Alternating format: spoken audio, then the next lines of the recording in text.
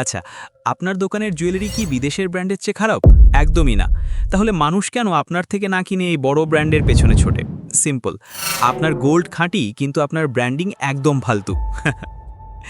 দেখুন, অনলাইনে মানুষ যখন জুয়েলারি দেখে তখন সে আপনার দোকানের ফ্লোর আর হলদে লাইটের ছবি দেখতে চায় না। সে দেখতে চায় একটা স্বপ্ন।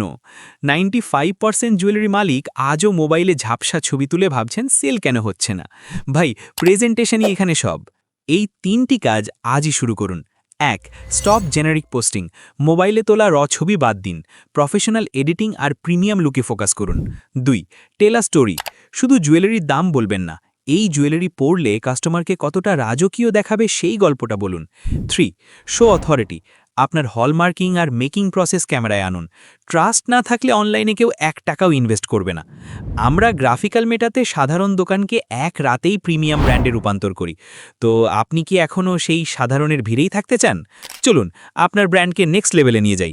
নক দিন গ্রাফিক্যাল মেটাকে।